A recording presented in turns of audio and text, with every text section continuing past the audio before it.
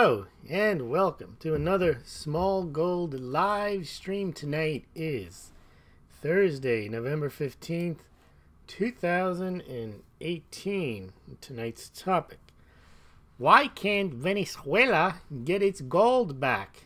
That's a very important question, and it will lead to other questions as we go through the topic for tonight, and looking forward to all of our participants and their comments in the live stream over on the right hand side.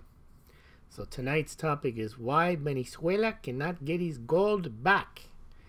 Not gold back yuan, but they just can't get it back at all from the Bank of England.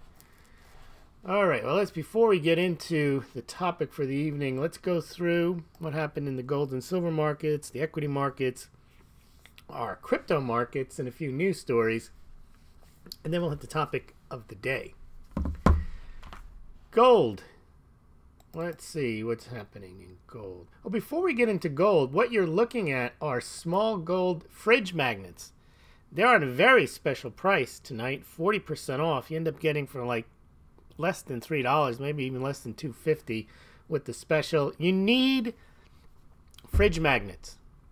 They're good for putting stuff on your fridge. Magnets are just good in general. They are, in a sense, a prepper item.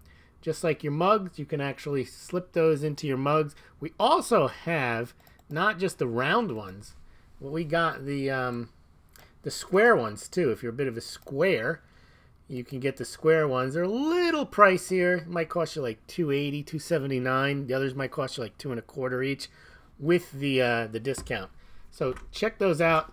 The link is in the sidebar, and if it's not in the sidebar, I'm going to slap it in there right now so you can check out your Smaulgld magnets. Now, let's check out the price of gold and what it did today, and then check out what happened in silver, the gold-silver ratio, the equity market. So gold, second day in a row, not bad, not good. But what's good about it is it closed higher. Closed at 12.12, and currently gold is trading pretty much where it closed off in the aftermarket. So gold right now is 12.13. It's actually up about a buck or so. And gold was up 0.21%. Now silver, because it's so low, even when it only gains a few cents, like 15 cents or 14 cents, that's like 1%, right? Because it's at 14.27. So silver went up a percentage point today. It's a nice move for the silver price. Outdid gold. Closed at 14.27. That's where it is at right now. 14.27, but as you can see, they call this 1.1% increase because it's 15 cents instead of rising from $15. It rose from $14.27. Not bad for silver. And the gold-silver ratio, the unsustainable gold-silver ratio, the famous 16-to-1. No, I mean 9-to-1. No, I mean 1-to-1 because silver is rarer than gold. Just kidding for those of you who are listening for the first time. Silver is not rarer than gold. Gold-silver ratio down to 85-to-1. Had gone as high as almost 86-to-1 during the day, but good strong closing by silver and a flat closing by gold drove it down to 85-to-1. Now, in the equity markets, they went up again for the second day in a row, pretty much the same amount as they did yesterday. The Dow Jones is up, I think, 250 points yesterday, up 208 points today to 25,289. NASDAQ up 122 points to 72.59. And the S&P 500 up 28 points, up to 27.30.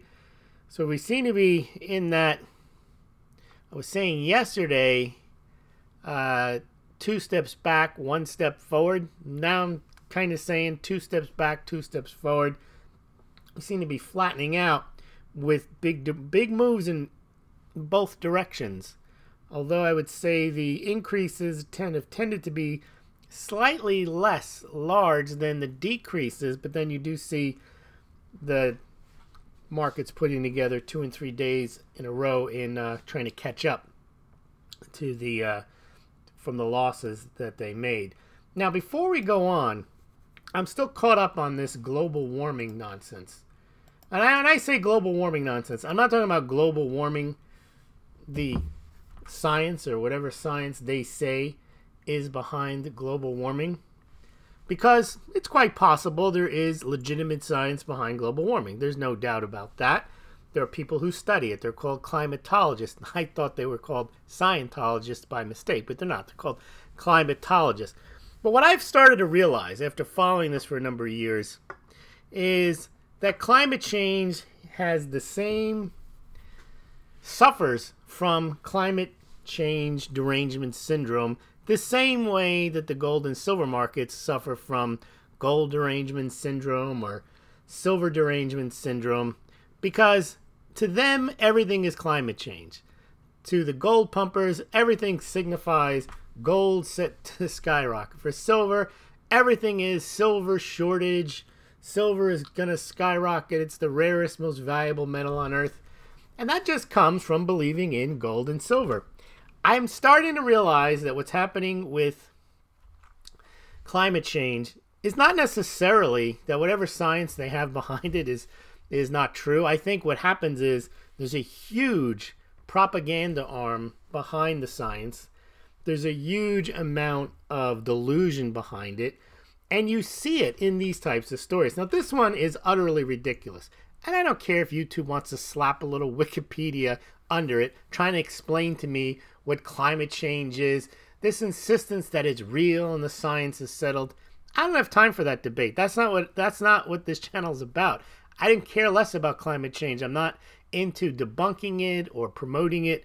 What I'm into debunking is this nonsense that everything is climate change. Just like I like to debunk the fact that every piece of data, every time a central bank buys a ton of gold, that it means gold set to skyrocket, game changer, game over, all that nonsense. Well, that's a bit what climatologists have here, or the people that pump climate change. Everything is game over.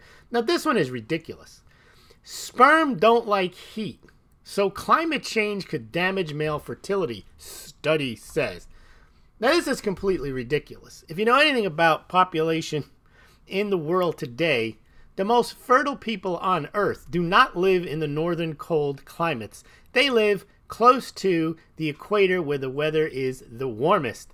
India, you have large numbers of people born in excess of a 2-to-1 ratio. I mean, of a 2-to-2 ratio. So, for example, for population replacement, they say that you have to have, for every unit, family unit, 2.1, 2.2 children to figure out. And then you wouldn't have positive growth or negative growth, because obviously if it was an exact equal number, you would lose some children along the way. So in order to have population growth, you have to have a number in excess of 2.1 or 2. And in order to have population declines, you have to have something less than 2. Now, you see in the northern climates that you have populations less than 2. And you see in many of the countries that are in the warmer climes, you see 4 and 5 children. So this whole thing is ridiculous. They've just decided to go, any problem you can have, you can chase it to climate change. And that's not true. There's reason for fertility declines. A lot of it has to do, they say, with chemicals. I'm not even going to get into what the reasons are. The point is, if you're into climate change, or you're into gold pumping or silver pumping, or whatever pumping, Bitcoin's going to change the world. Everything's about Bitcoin. Well, it seems to me that if you're into climate change, it's the same thing. Everything's about climate change. Whatever it is, when you start to look at the world through a specific lens, could be you're a Republican, you're a Democrat, everything that Democrats see, everything that causes problems are the Republicans. And the Republicans think the whole world revolves around blaming Democrats.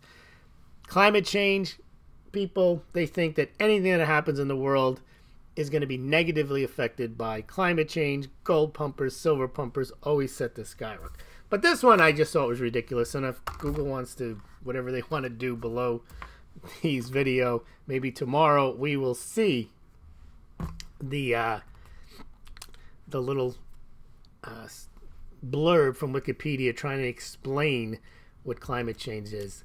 Anyway, let's move on now to what else happened during the day, which is interesting. Now, we still have this issue in Florida. We haven't cleared that up. Looks like they're still counting votes there. Arizona has been settled, and Georgia, I don't think, has been settled.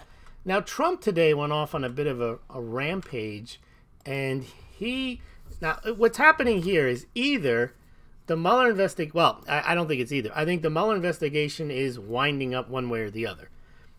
It's either going to result in a finding that is adverse to the president, or it's going to exonerate him, or it's going to be something in the middle, which is probably what it's going to be. I think it's going to be open-ended so that they can continue to investigate him, give him just enough so that they can find something. But Trump has decided that he's going to go out and really make a big deal out of Mueller, and he put forward some of his strongest language to date. He's putting it all in a historical context. He says, universities will someday study what highly conflicted and not Senate-approved Bob Mueller and his gang of Democrat thugs have done to destroy people. Why is he protecting crooked Hillary, Comey McCabe, Lisa Page, and her lover Peter S., that's Struck, whatever his name is, and all of his friends on the other side? And then he says he doesn't care how many lives they ruin. These are angry people, including the highly conflicted Bob Mueller, who worked for Obama for 8 years. They won't even look at all the bad acts and crimes on the other side, a total witch hunt like no other in American history. All right. So it sounds like that's going to occupy some time between now and the end of the year. You still have Republican-controlled Congress and Senate to the end of the year. And you'll have a new Congress coming in. And there's a lot of back and forth now going on with that. Not sure if this will affect the markets. I think the only thing that would affect the markets would be an absolute bombshell finding by Mueller that might even include indictments, or an absolute bombshell exoneration, nothing to see here. And by the way, we're going to go after everything that Trump is saying. I don't think either one are probably going to happen. I think you're going to get something in the middle. But we'll have to follow that, because that can be a wild card in our market analysis as we go forward. All right, now, before we move on to our topic, I also want to show you, remember this part of this show is show and tell. That's why it's called a show. Oh, by the way, mouse pads. These are great. These are 40% off, and a mouse pad, everyone needs a mouse pad. I think after the discount, it's like $5. Great Smaulgld product there. All these products I make like $1 or $2, so it really does help keep the channel going. And everybody needs a mouse pad, especially the Smaulgld mouse pad, because you can put, guess what, on a Smaulgld mouse pad? A Smaulgld mug. Yes, indeed.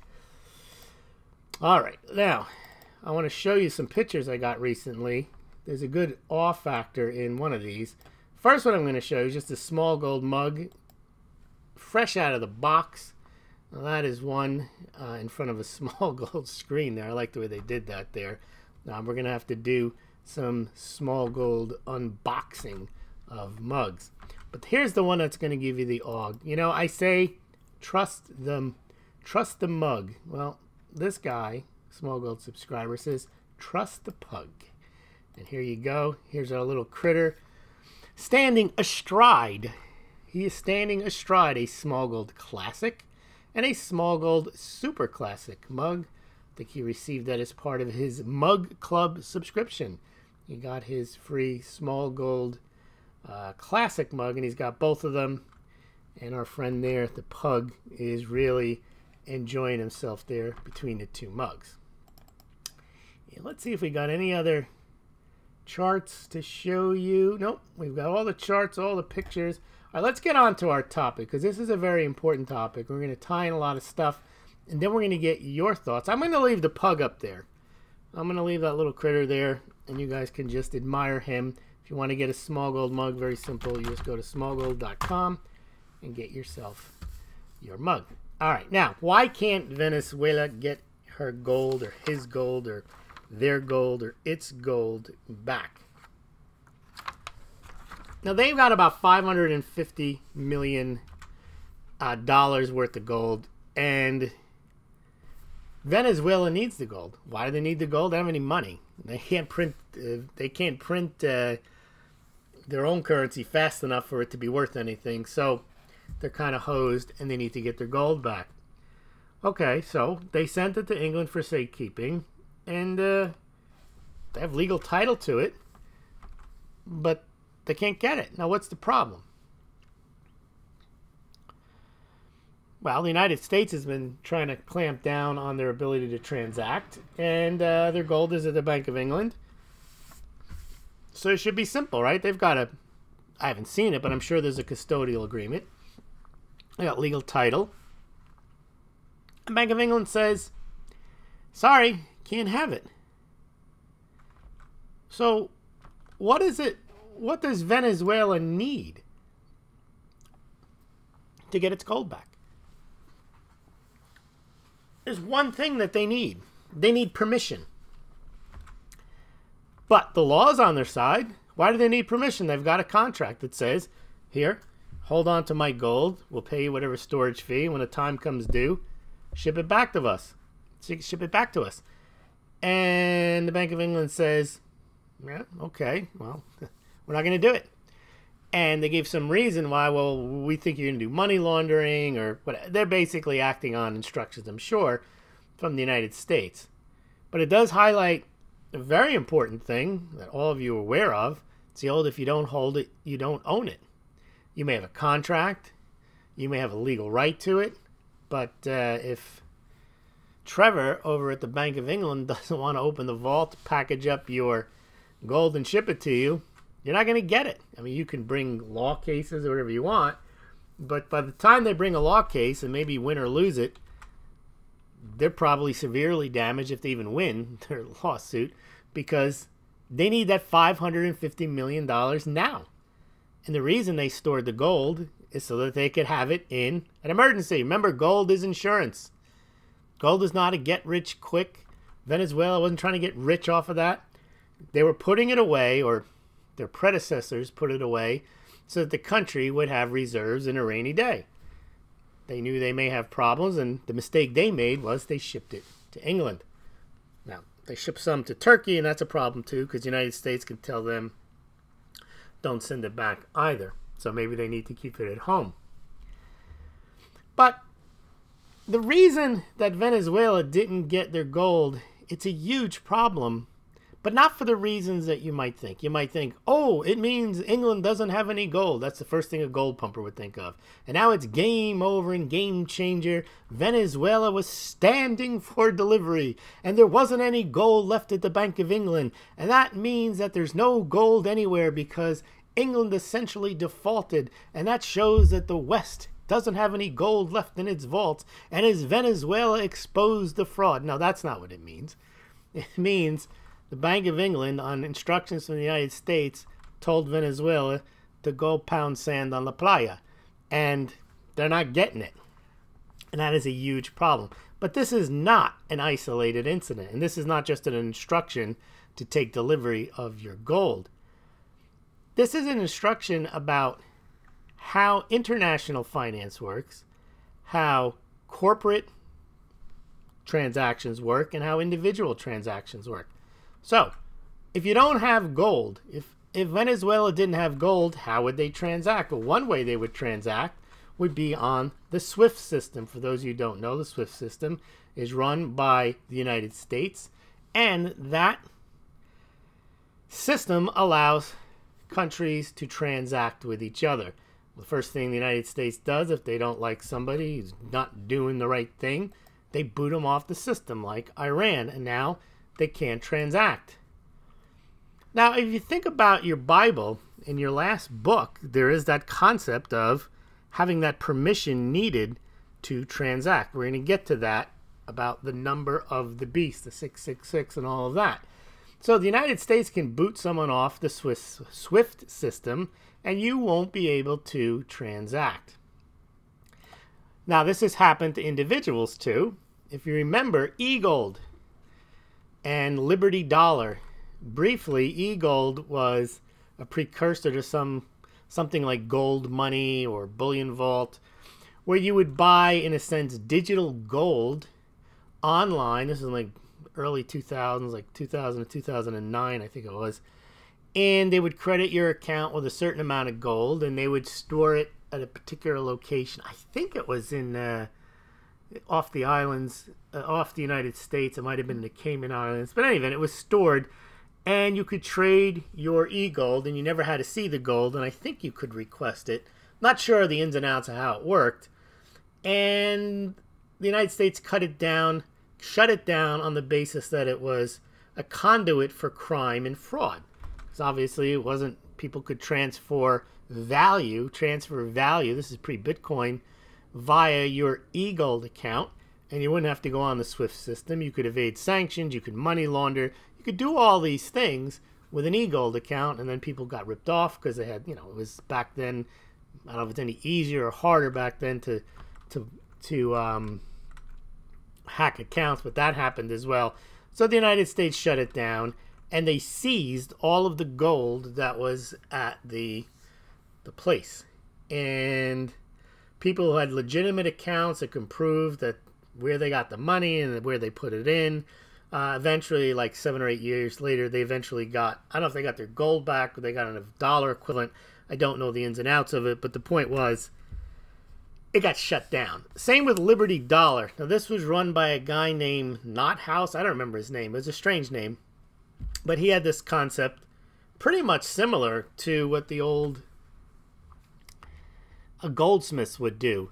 He issued Liberty Dollars that were backed by equivalent amounts of gold and, I believe, silver. And he made up Liberty Dollars, silver dollars, ounces of silver and ounces of gold, and you could arrange to have your gold stored with Liberty. I don't know where he kept it, but he had like a vault, and you would be issued the dollars, or you can just get the dollars, the physical coins, and trade them that way. He got shut down for counterfeiting. Now, the dollar, the dollar is not the only USC. We say the dollar, everyone thinks you mean the dollar, but there's plenty of countries that have dollars. I mean, they got him on that he was counterfeiting, but the real threat was that he was issuing, quote, sound money, backed money. I mean, it was superior in a sense. If you had one of these Liberty Dollars, you had an ounce of, I don't remember what the way they had backed it, but it was all backed. And you could turn in your certificates, and they were all numbered, so you couldn't forge, well, you could forge them, I suppose, but each of the certificates that circulated were backed by the equivalent amount of gold in a vault.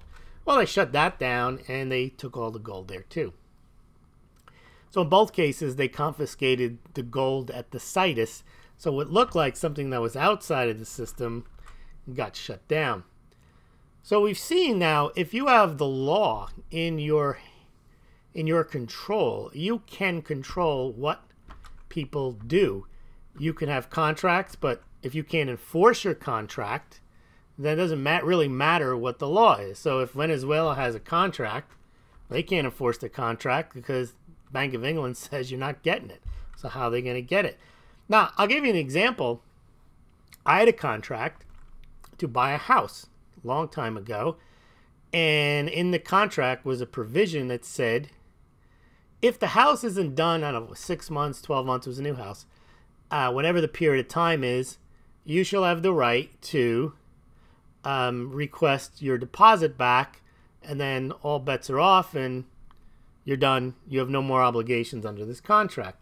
Now, it so happened that I had got a job outside of the area, and I thought, how convenient. These guys have been delaying, and they're like in their 8th or 9th month of being past the deadline, and I had somewhere to live, so I wasn't that concerned about closing on the house. But then I thought, well, okay, well, this is convenient. I'll just get my money back and then go buy a house somewhere else or move somewhere else, wherever I was going.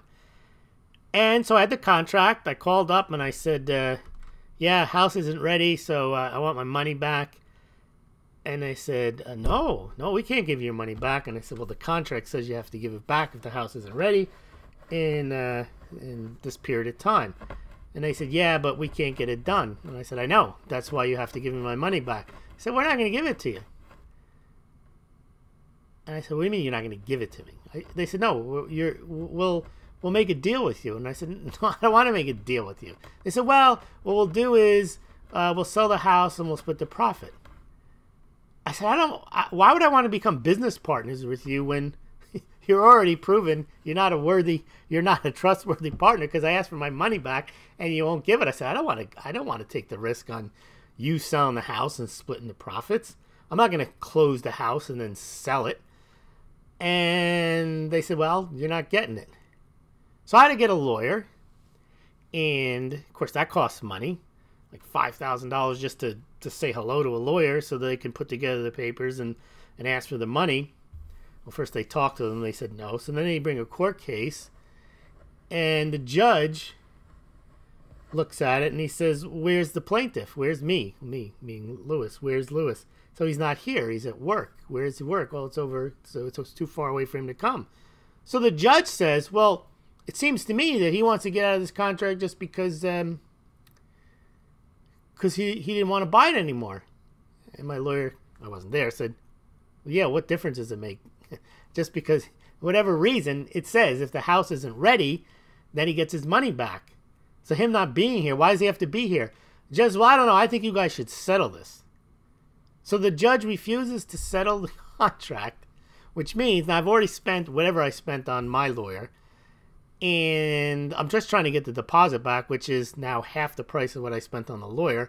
And the lawyer says, well, if you spend, we can go to the next level and you'll most definitely win, but it's going to cost you this much. And so if we settle for half of your deposit, that'll be the same thing. And I said, okay. So now you see what happens there. It doesn't matter what law or what rule there is. It's, do you have the money or to enforce your rights? And if you don't, which I kind of half didn't, or I wasn't even, or maybe if I did, if I knew I was going to get the money back, it would have just been paying the lawyer the money that I would have got myself. So there was no point in going through the whole process. So you see that systems that rely on permission and law depend on who's enforcing the law and who's in control of the money. So in my case, they had my deposit. I had to try to force to get it back from them. And only force I can use is the legal process, which costs money. Venezuela, they're in the right too. They got $550 million worth of gold over there. And England says, yeah, I know you do, but we think you're not going to do the right thing with that money, with that gold, so we're not going to give it to you.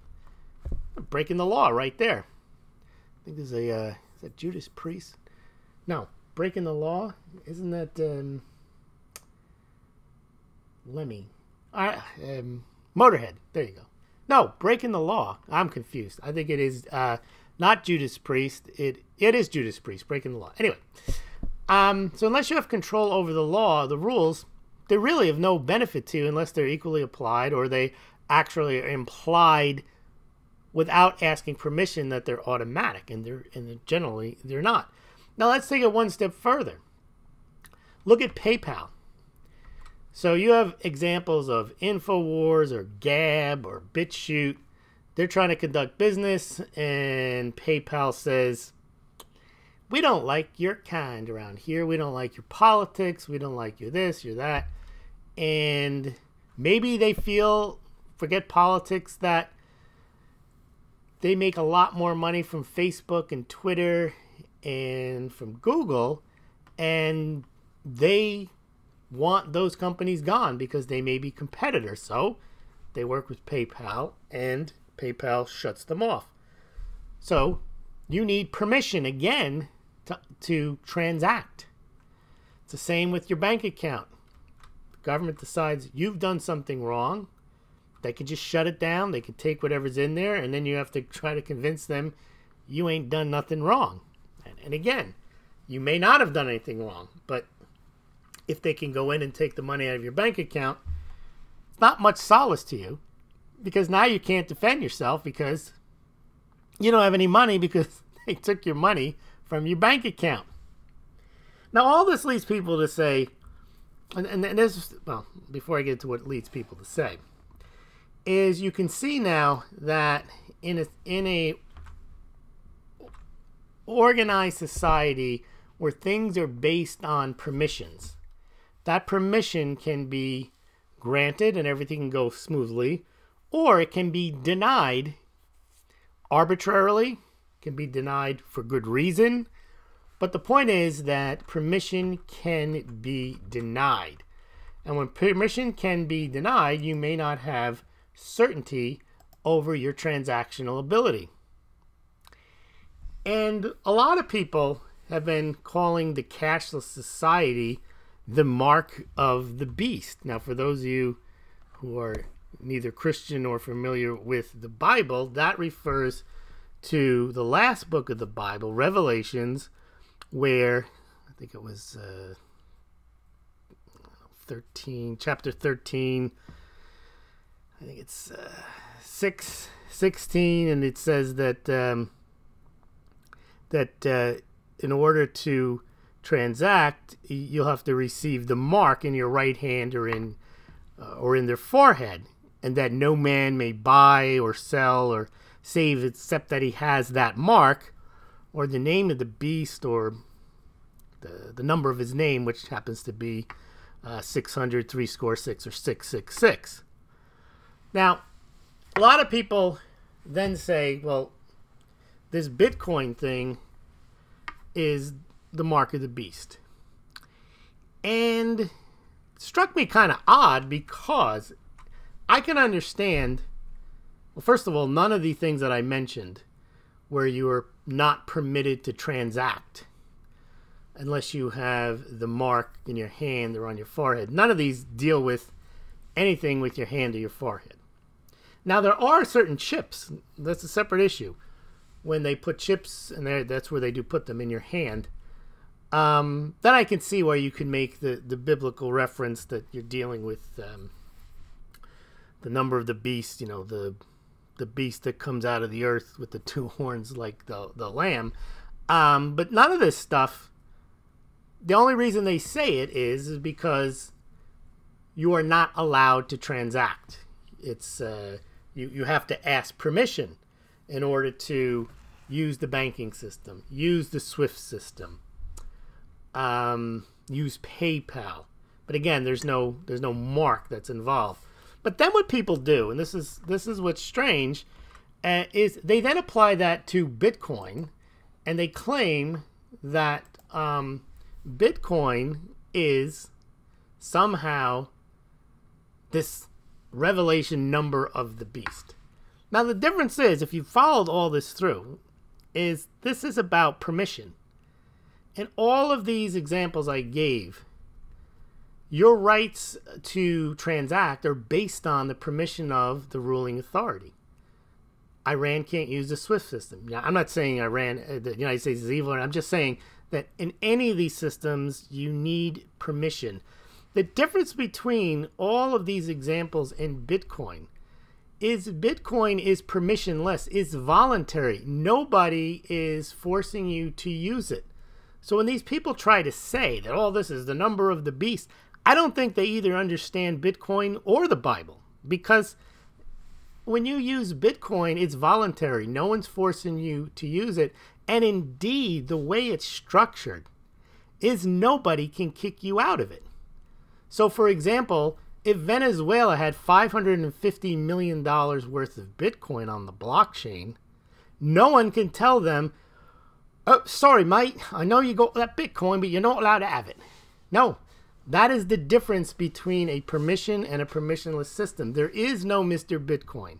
There is no beast with two horns at Bitcoin that tells you can't use it. That's why I'm baffled when I hear this analysis that somehow Bitcoin is the mark of the beast. It doesn't make any sense, because it's actually the opposite, because it's a permissionless system. Now, I'm not advocating, and the purpose of all this is not to give you a Bible lesson or not to give you a comparison between Bitcoin and gold and all that.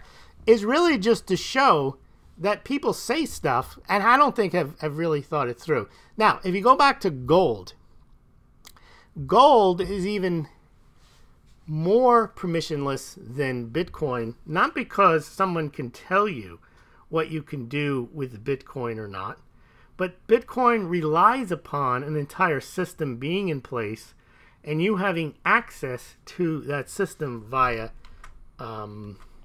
smartphone or some internet access or access to the satellite, whatever it is.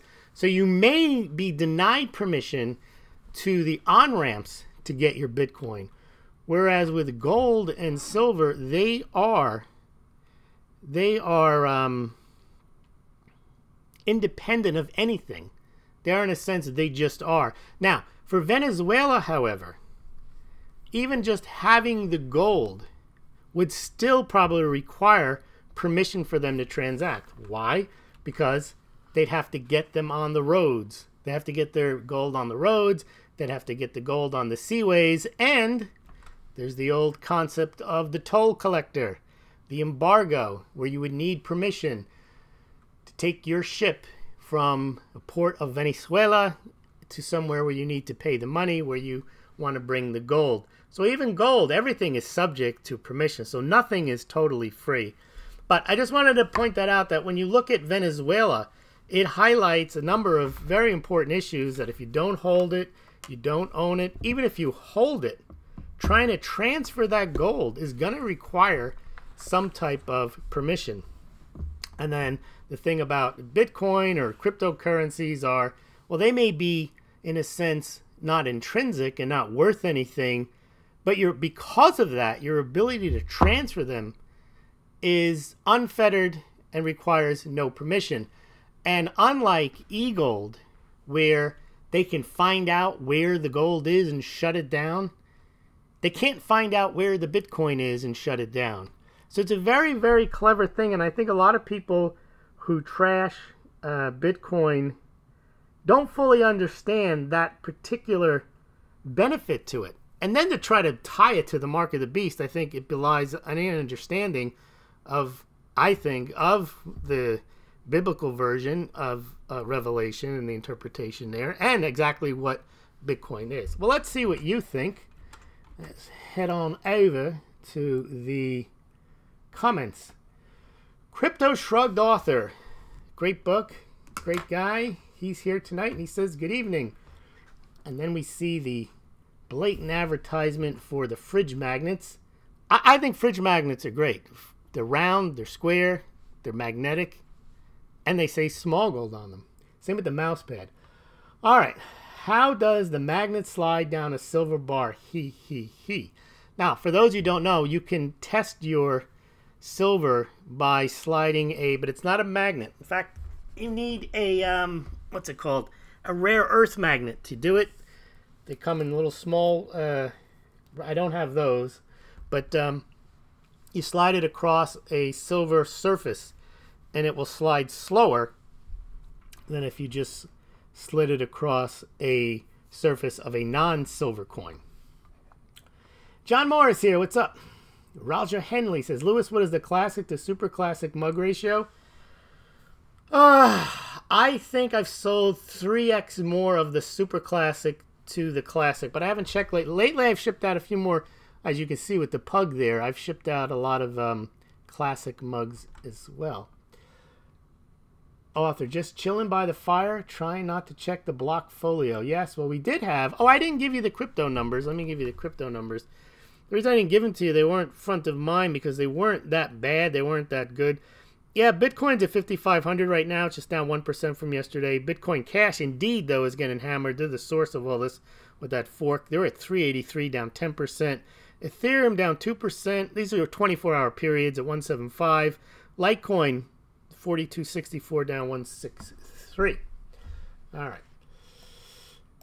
Let's see. Oh, what's going on? I don't like when this happens here. I can't scroll properly. Roger Henley. There would be less global warming if all the politicians in the world shut their mouths, preventing hot air from escaping their lungs. Ace is back. Hello, Ace. Ugh, not more climate change stuff. I came here to learn about China's new gold-backed crypto. Haven't covered that yet, though, Ace. Let's see. Roger. In Australia, we have many Sudanese migrants. Okay. Yeah, but you see, it's not where the people are from. It's where your climate impacts the number of children. So, for example, in the northern part of Australia, you'd have to determine whether the fertility rate was lower there because it's hotter up there than it is in the south. I think it has nothing to do with anything. Okay. You could send Cliffy a Smaulgld Super Classic mug and he can drink his C60. I never understood that C60 stuff. Never understood that. People swear by it, but I don't know anything about it. Ace, I wonder how many Venezuelan bolivars at 550 million ounces nowadays. Yeah, who knows? The bolivars. There's two different there's two different exchange rates for that bolivar. M. Brandt says game changer. Drew Witt says game changer. Britain has no damn gold. Trust me on this. Believe me, honestly, really. You never have to see the gold. Okay. M. Brandt 02, the attorney running eGold, continually cooperated with the government. The federal judge that sentenced him stated as much and gave him the minimum sentence. I see. Interesting. Pablo Pena says, hit the like button. Well, thank you very much, Pablo. It'd be nice if I got paid every time someone hit the like button, but that doesn't work that way. Yes, Liberty dollars are money, not U.S. fiat currency, enemy of the state. That's exactly that is how they portrayed him.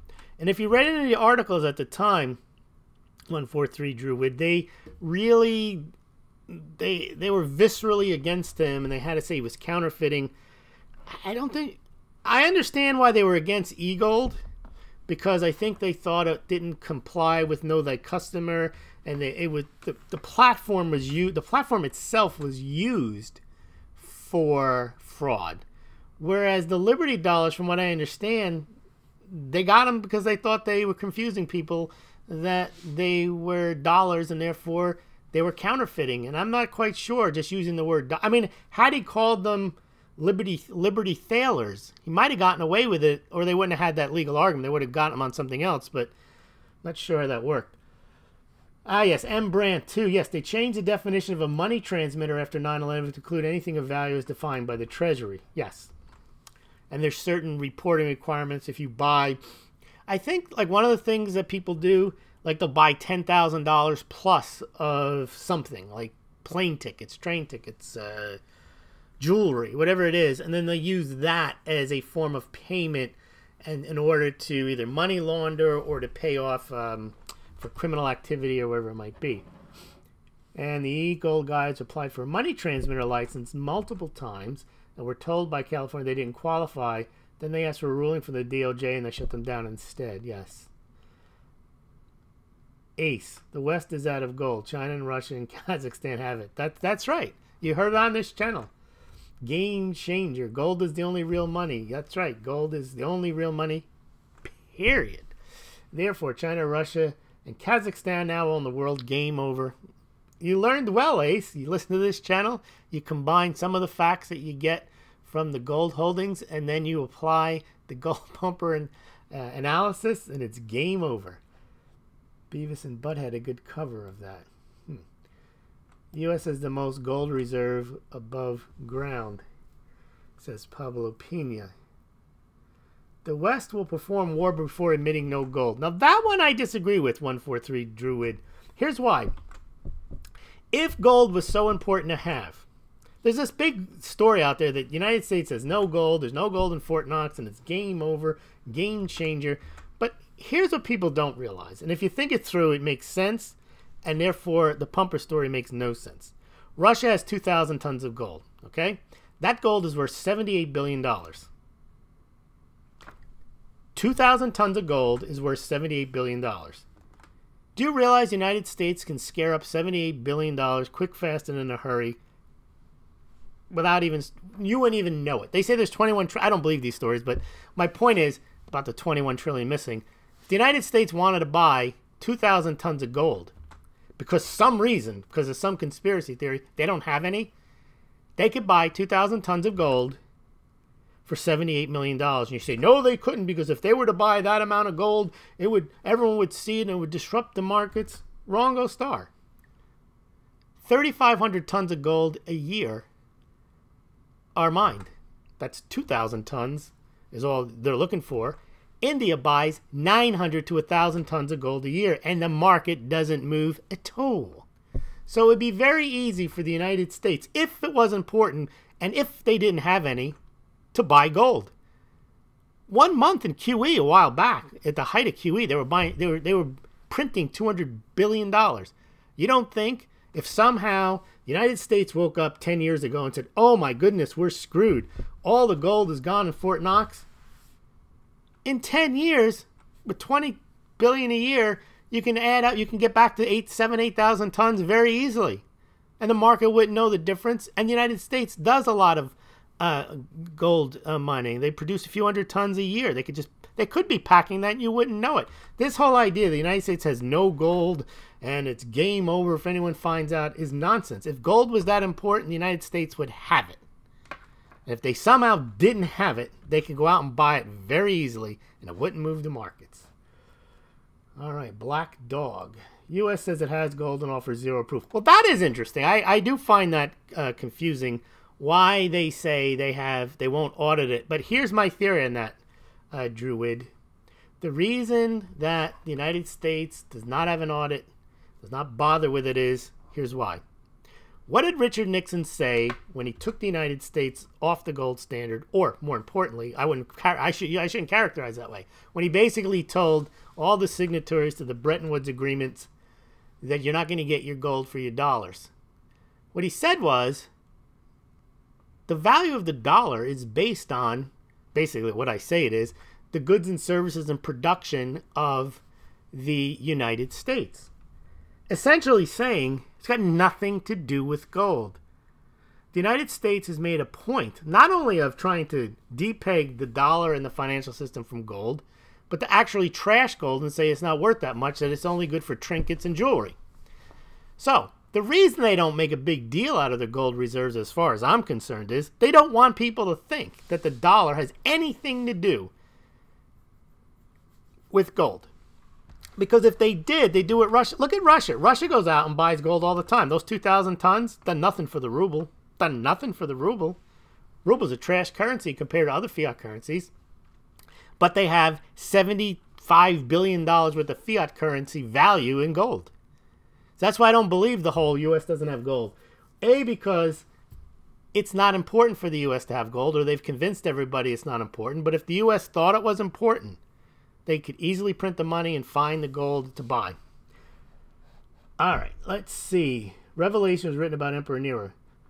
Roger Henley. Sorry, Lewis, I don't follow Bible, babble, fairy tales. Well, first of all, Roger, the purpose of me reading from the Bible wasn't even to convince anybody. It was really to talk about why people who actually use the Bible as a basis for trashing Bitcoin is incorrect. So I know you don't like to hear that, but that's why I raised it. I wasn't here proselytizing or evangelizing or whatever. I was reading that verse from the Bible for the purposes of showing that I think that people mischaracterize Bitcoin and they try to use the Bible as the basis for mischaracterizing. So you don't need to call it babble fairy tales. Are you trying to tell me if you don't hold it, you don't own it, says Esper Hunter? That's basically a long-winded way that I've been spending 49 minutes probably telling you. PayPal is voluntary. That is correct. That's a very good point. Roaring Forward is saying PayPal is voluntary. However, in the current system, PayPal, in a sense, though, is mandatory. Not quite, because we have seen how you get around it. But the banking system is pretty much mandatory. So you're right. They are voluntary. You're not forced to use PayPal. But you are forced. Legal tender laws are forced. So you do have like a permission that's required. You have to take dollars if you live in the United States. You can't say, sorry, your money's no good. So you're making a good point, Roaring Fork, that it's voluntary. But the idea that an authority can tell you you can't use it is what makes PayPal different from Bitcoin. That's a very good point. We live in stupid times. M. Brandt, thank you, Lewis. Many people don't understand how the Bitcoin system and how the cryptography works.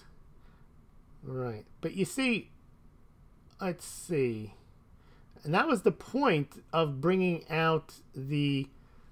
I hear people say, I'm against Bitcoin because it's the number of the beast. I'm not sure they understand that that's... I'd like to hear somebody explain to me, someone who actually knows their Bible and believes in it, explain to me why it is. I think a lot of people just use that because they heard somebody else say it, and I don't think it... I could be wrong, but I don't see how there's a biblical basis to say that Bitcoin is the number of the beast. All right, let's see. And again, I don't get into those discussions, but I think that's a strange thing here. Big things afoot. Quite an eye-opener, says full name. I don't know what you're talking about, but okay. People are getting their money out of Venezuela using systems like AirTM, says Roaring Fork. Joel Bell Thornton. Damn it, late again. I'm going to have to hit that bell. Yeah, because I sometimes do a 7:30, sometimes an 8, sometimes an 8:30. Christine Lagarde, says Pablo Pina, wants regulations for some cryptos. Yeah, and I think the non-anarcho-capitalists. Now, the original supporters of Bitcoin, Litecoin, and so on, many of them what you call anarcho-capitalists that don't want any government regulation, and they just want people to be free to transact amongst themselves. Okay? And then there are people who, in that crowd, who genuinely believe that and don't believe that any transaction that's between two people that's voluntary is bad. Okay. Then there's people who don't have any philosophy or of economics or anything, just think if they want to commit crimes, they can commit crimes, and having a currency that has value that they can transmit anonymously, well, that's a good thing. And then there are people who don't think about any of this stuff, and they're just out there making money in the way the world is set up and haven't given it a second thought. They haven't thought about central banks. They haven't thought about banks. They haven't thought about the value of money, intrinsic value. They don't think about anything other than what they're doing. And they look at things go up, things go down. They buy stocks, they buy houses, they have families, and they see Bitcoin as something that is going up, and they want to know how do they get in on it. And in their minds, they got to get in on it legally. And so they actually want regulations. So they know it's okay for them to buy it. So they know they can buy something and they can know how to pay their taxes. They know that in their minds they're not going to get ripped off because it's regulated and so on. Yeah, so it's interesting that the central banks now want to regulate rather than, this is my theory, rather than try to ban everything, because they know much harder, more expensive, and less effective to ban something than it is to embrace and regulate it. Pablo Pina, and central banks to make their own token. Yep. Roaring Fork, just got the tracking number for my Smaulgld Stein. Coincidence or irony? All right. Crypto Shrugged author says, I saw a video of Noghouse. I think, yeah, the guy, the Not House, the Liberty Dollar guy. So was 10-ish is one ounce coin. So a $10 coin for $10 value for 1 ounce coin. That makes sense because back then the silver was cheaper. Looked very similar to US dollar. Had a $20 face value in the video. He said it was US money at stores. Shady. Yeah, that's why he got nailed then. Is because he was cutting it too close. Not just using the dollar, I guess, but trying to make it seem like they could be passed. And that's what counterfeiters do. They try to pass, fake money, so to speak. Joel Thornton. What are the reporting requirements that are placed on bullion dealers as it pertains to their customers? I think it has to do with amounts. I think if you buy a certain amount, they have to report it, or you have to report it. Acquisition has said bullion a current amount within a given... I don't know the answer to that.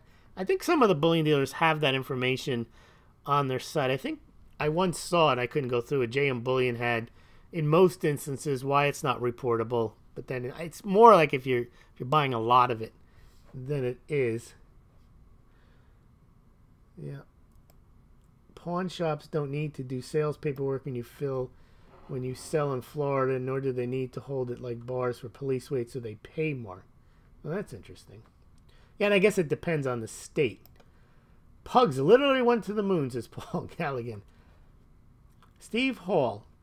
Zero proof is not confusing. It's conclusive. They must not have it all. All else is rationalization. I wish I knew what that comment related to, because I would respond, but I can't. Steve, can you explain just in a sentence or two what that comment responded to? GS GS. You would think if gold was around $1,000 in 2009, it would be so much more after those dollars were printed since. Well, it did go, you know, and then 2010 and 2011, it did go higher, which is strange. I think I've shown you this chart is where you see the gold rising in price versus the money supply until 2013. And then the money supply kept growing and the gold didn't, the value of gold. Roger says mugs are compulsory. That's right. You must buy a small gold mug. Roger Henley, Chris Duane will tell you crypto is the number of the beast. I think I've heard that, and that I just don't I don't see. If you just want to call something evil, I understand. But if you're going to pull out, and that's the reason I pulled out the Bible, was to read and give you the chapter and verse of the what it says. You know, if there's something else in the Bible that points to, I don't see how Bitcoin relates to that. It says in order to transact, you must have that permission. You must have the mark of the beast. No one is forcing you to use or transact in Bitcoin. So I don't see how it has anything to do with the number of the beast. I can see how you can say legal tender laws or mandatory. Maybe you can make that argument. Bitcoin is the opposite of that. From 8,300 over 10K, but it has to be in cash. Oh, I see. So if you buy a certain amount in cash, they want to know about it. I guess otherwise they know about it through credit cards or whatever. Roger says in Australia, bullion dealers are required to report all purchases over 5K Australian dollars. See, just calling Australian dollars, they're not saying Australia is a counterfeiter. So you can use the term dollar, but I think as Crypto Shrugged author mentioned, it's the idea that everyone knows it's an Aussie dollar, but this guy looked like maybe he was trying to make them look like US dollars. Zero proof of US gold. Okay, let me go back to your comment. Zero proof is not confusing, it's conclusive. They must not have it, all else is rationalization. No. I'll explain why. Let's say I tell you that I have $500 million. Okay? And you say, BS. You don't have $500 million. And I know I have $500 million. And you say, you don't, prove it. And I say, look, Steve Hall, I don't care what you think. I got $500 million. And I don't care what a guy named Steve Hall says. I don't care what anybody says. It's enough for me to know that. Maybe I shouldn't even have mentioned it. So I have $500 million. No, in fact, I have $1 billion. And I run around and I drink champagne and laugh. Ho, ho, ho. And that doesn't mean I don't have it. Because in my mind, I don't need to prove to you that I have $1 billion. And it's the same thing with the government. They don't have to prove to anybody. It's not important to anybody other than the gold bugs that the United States has 8,133.5 tons of gold. They don't have to prove it. And the reason they don't have to prove it is they don't prove it.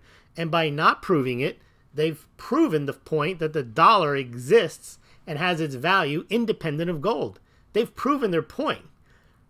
They don't care. They can have all the speculation in the world that they don't have that gold. Doesn't mean they don't have it. It means they're not interested in proving to anybody that they do have it. So it's not rationalization. It could be a strategization. Now, can I prove they have or don't have it? Nope. But nor can anyone say they don't have it because you don't know that they don't have it, and there's rationale how they could go out and get the gold if somehow they needed it. Remember, 2,000 tons, 5th largest gold hoard in the world of a central bank. Russia, it's worth $75 billion. You can get that kind of gold if you wanted it, if it was that important. And my guess is, if it's that important, then the United States has it. If they didn't have it, they can go out and get it. It's not that big of a deal. The central banks don't buy it. Only Russia is buying in those amounts. And again, it's worth $73 billion. All right. Let's see. Anything else tonight? Nope, that's it. Well, I want to thank everybody for listening tonight. And we will see you tomorrow night. Yeah, and I think if you subscribe and you hit that bell, then I think you get the notifications. If not, I get a lot of emails. People tell me they watch the next day. So it's less important to join the live stream. But remember, I'm here to analyze. I'm not here to pitch a particular point of view. I wasn't here to pitch you on Revelation. I wasn't here to pitch you on Bitcoin. I wasn't here to pitch you on Fort Knox, whether there's gold in there or not. I'm here to analyze, so feel free. I don't get offended. Bring up your points, make them. But generally what I see in points are false dogma. People, they know just enough to know why they're for or against something. And then they use that bit of knowledge. It's like Alexander Pope. A little knowledge is a dangerous thing. And they know just enough to either convince themselves or to be able to explain to somebody why they're for or against something. And sometimes they get a little angry when someone brings in additional points and they still want to hold on to their point of view, even if they're given additional facts. That's what I like to do. So that's what I was here for tonight. And I'll be back again tomorrow night. Thanks, everyone.